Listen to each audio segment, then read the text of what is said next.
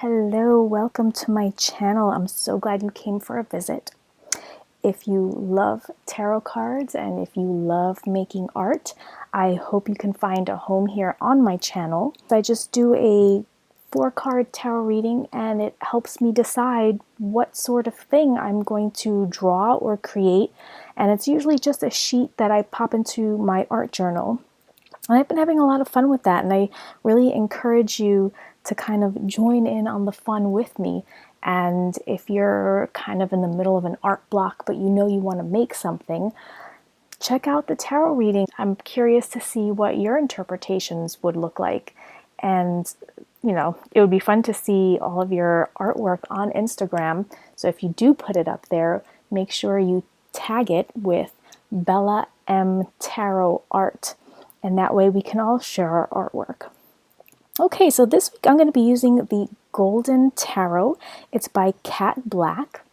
And one of the fun things about this deck is that it is a collage deck, and it uses a mix of late medieval, early Renaissance artwork. And it's great because if you are familiar with the Rider-Waite-Smith deck and you want to move into something a little different, but still easy for you to read, the Golden Tarot is a great option because even though the artwork is a little medieval and Renaissance-y, it still uses similar scenery and symbolism from the Rider-Waite-Smith deck.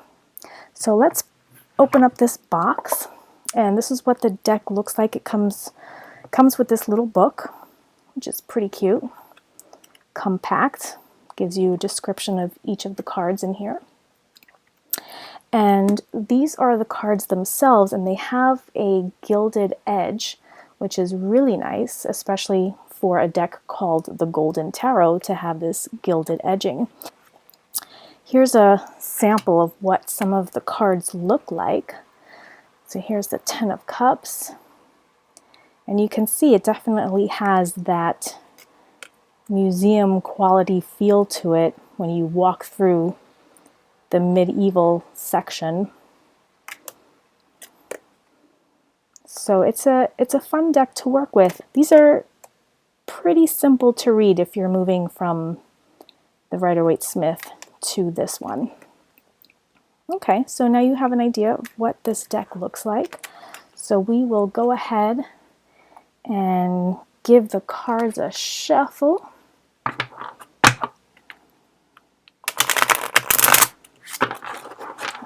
Gotta love that gilded edging. My spread is just 4 cards, and the first card is going to tell you what the theme of the artwork is going to be, and the second is going to show you what color or colors you should be using in the artwork. The third card is going to tell us what medium we should use, and it doesn't mean that that's the only medium. It just means that you definitely have to use it in your artwork. And the fourth card is going to tell us the focal point of our artwork. So what's going to be the main attraction? What are we going to be looking at in our art?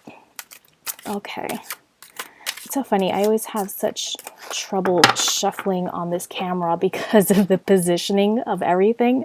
So my shuffling is a little slower than normal, but you know, we're trying.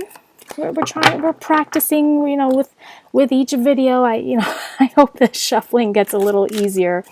You know, I'm trying to get my arms between the lights and the computer and the camera. Okay, so here we go.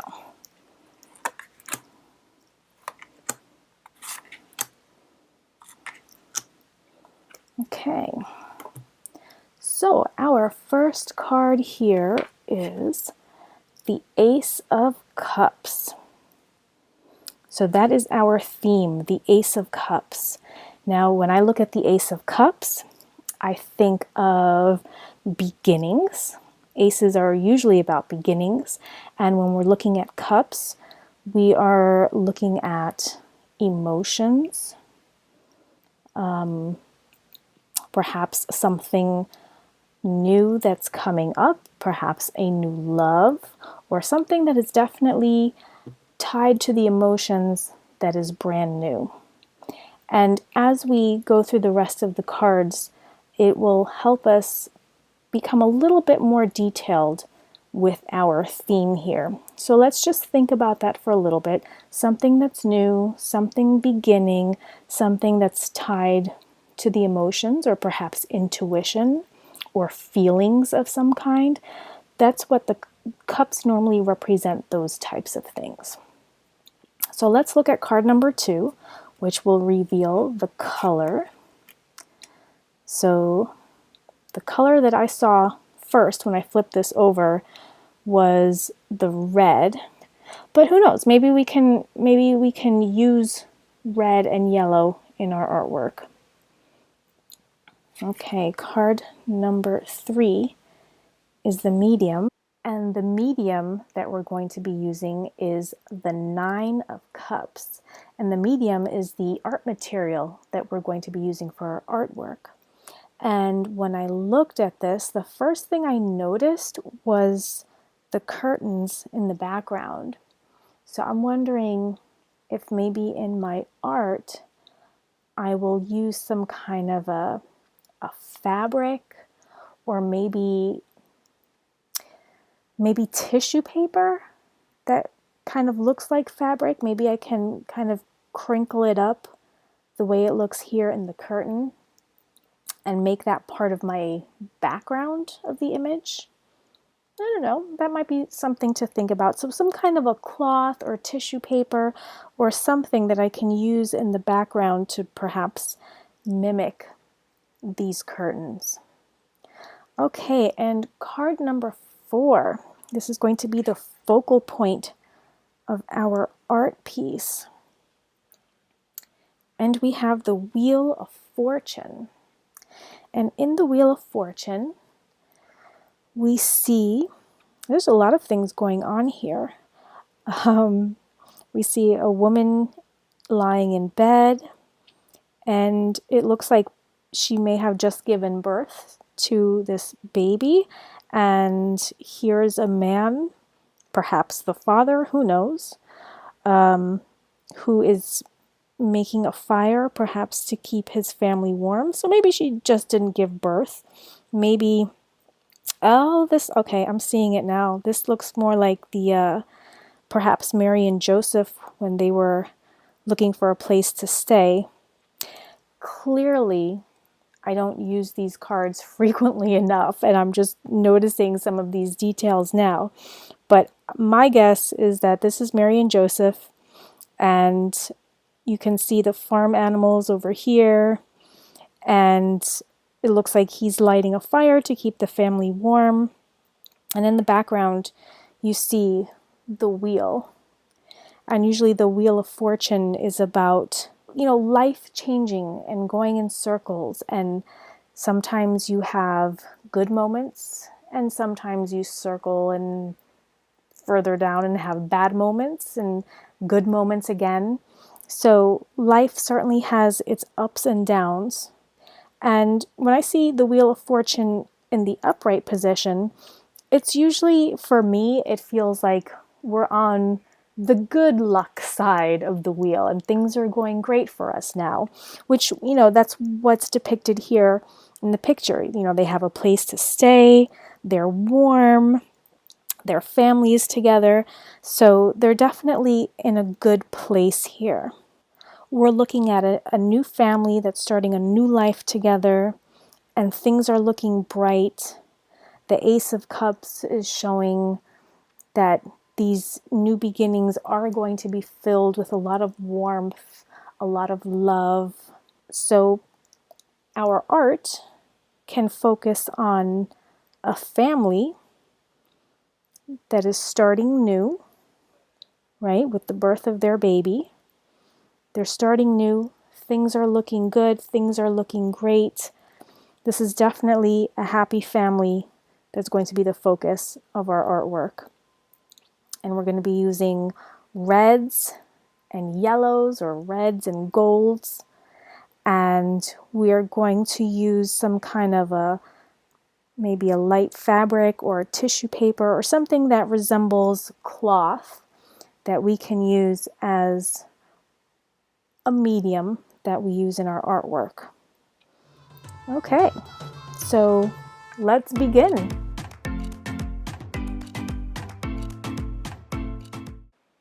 So in our reading, we talked about using tissue paper, and I remember seeing a couple of videos of people actually using their inkjet printers to print directly on tissue paper, and I thought, oh, this might be a good opportunity for me to try out that technique. And I thought of printing the background of the art on the tissue paper. And it's pretty simple. All I did here was I just found some scrap piece of cardstock paper just to give the tissue paper something solid to stick on. And all you do is you just tape the tissue paper all around the cardstock, and you keep it tight enough so that whatever wrinkles you have in there are flattened out, and because you don't want the tissue paper to get stuck in your printer.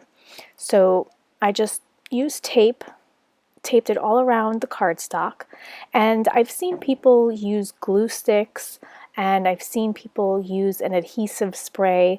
All of that seems to work just as fine. I wanted to use tape because it was the easiest thing available to me, but you can try either one of those and see how it works. So I've taped all sides of the tissue paper around the cardstock, and you'll see there's a couple of wrinkles in there, but it's not bad at all. It'll work perfectly fine this way in the printer. So I wanted to give you a view of my printer so you have an idea of how this is done. I'm putting the tissue paper with the cardstock in the feeder of my printer, and it's important that you use the feeder and not the tray because the tissue paper will just get all mangled up. So make sure that you use the manual feeder to do this. And now the paper is going through the feeder, and so far so good. No rips, no tears. It's coming out really nicely. And you can see this from the other end. You'll see that the background that I chose was of a park, woodsy area of the park. And you can see the little crinkles in the tissue paper, but that came out pretty good. And now I'm going to very carefully and very gently remove the tissue paper from the cardstock. And you have to be very delicate with this because, tissue paper rips so easily. But I finally got it off, and now I am cutting off the borders just to size it up to the paper that I'm going to be using to make the artwork.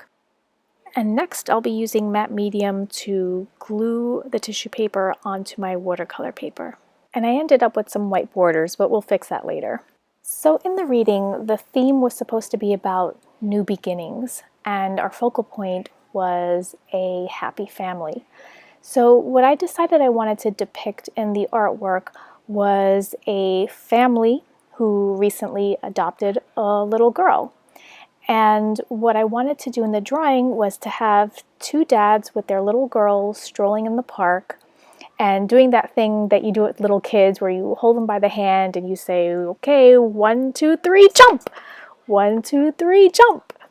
And I thought that would have been a fun little scene to draw, with the idea being that this was their first time out together as a brand new family. My plan was to draw the family on a separate piece of paper, and then what I was going to do was just cut them out and then glue them on top of the background that I had put on the watercolor paper. And I wanted it to look kind of like a little collage. And also I wasn't 100% sure if I'd be able to draw directly on the tissue paper. And with all the erasing that I do, I just thought it would be better to draw them on a separate paper. And this was a tricky one for me. I don't frequently draw the human body. I have trouble with arms, legs, torsos. Faces are okay, but just the human figure is a bit of a challenge for me. So there was definitely a lot of erasing, a lot of going back and forth, and just, the proportions were all wrong. One person's head looked so much bigger than the other person's head, and it was it was a challenge. Like I said, I have to admit, this was a bit of a struggle for me. And I'm so glad that I decided not to draw directly on the tissue paper, because forget it. I would have pierced a hole in it a long time ago with the amount of erasing and redrawing and erasing and redrawing. So yeah, definitely a good call to do it on a separate piece of paper first. Another thing that was a little difficult for me was making the faces. I think because the heads are so small, just making the different expressions, it was just harder for me to do on such a small space. And like I mentioned before, since I don't really draw full bodies, I'm also not used to making little tiny faces, little tiny noses, little tiny eyes, and at the same time trying to make them expressive. So that was hard. That was hard for me. And then I started going over the pencil lines with my micron pen to do the line art. And then I started erasing all of the pencil. And as I erased, I noticed that I think I also erased some of the expressions that I thought worked out pretty well on the drawing. But it was a little difficult for me to recreate again with the pen. But you live and learn. This whole process is new, so I'm really hoping that I'll learn some art techniques, not just from watching other people, but also just learning from my mistakes. But, we just keep pushing on, and I just try to add more details with the pen wherever I can. At this point, I am cutting the family out, and my plan is to glue them on top of the tissue paper background that I created. And I didn't really know what I was going to use to color these things in, if I was going to use pencils or paint, and I wasn't sure if I was going to color them first and then glue them on, or glue them on first and then color them in. And this was just one big experiment for me, because I've never used these materials before, so I was curious to see how this was all going to work out. So what I decided to do was I was going to glue the family down first with matte medium and then color them in afterwards when the matte medium dried up, and use my Prismacolor pencils to do all the coloring. And in the tarot reading, we saw that the Justice card told us to use gold or yellow and red. So there was a lot of yellow in the leaves in the background, which worked out perfectly. So now all I needed was the red. And I thought, well, red symbolizes love, and I thought it would be nice to color in their shirts red, because that's, their shirts are closest to their heart. And I thought, well, that would be a nice little symbolic thing to do. So that's where I decided to use the red. And this is when the problem comes in.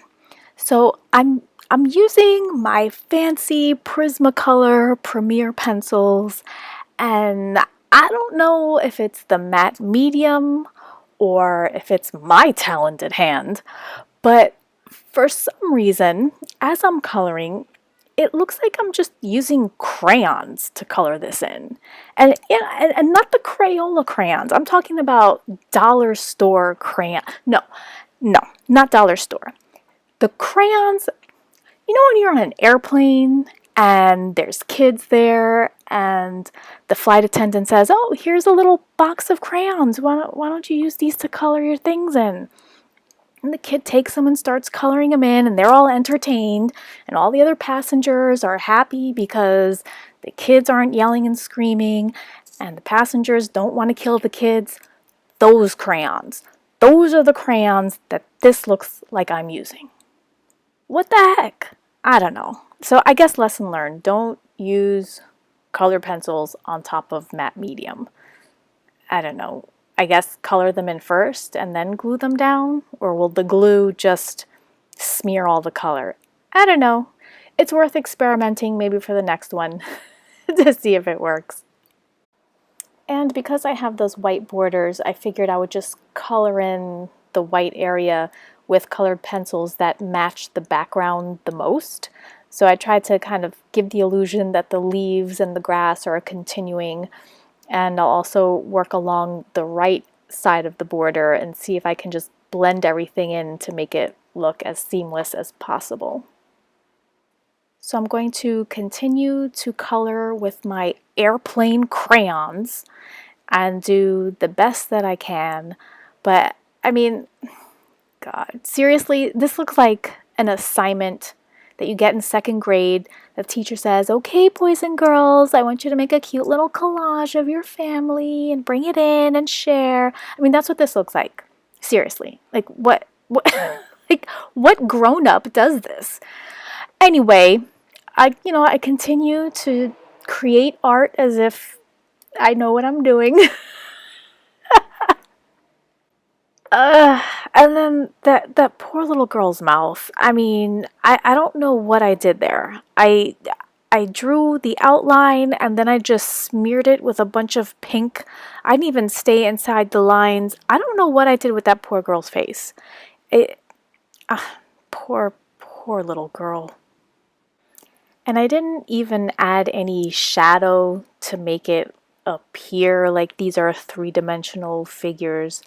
I mean, the whole thing, I feel like I didn't try hard enough. Yeah, I don't think it was my week, you guys. I don't know. So here is the final result. No shadow, no depth, but I got to use tissue paper, so that was fun. And oh my gosh, look at her face. What is that? What is that? What did I do to her face? Anyway, I hope you had fun watching me try to make art. It was a blast, and I hope that you're having fun with me. Make sure to post your drawings. Use my readings as inspiration. Put them on Instagram, and definitely tag them with Bella M Tarot Art. See you later. Bye.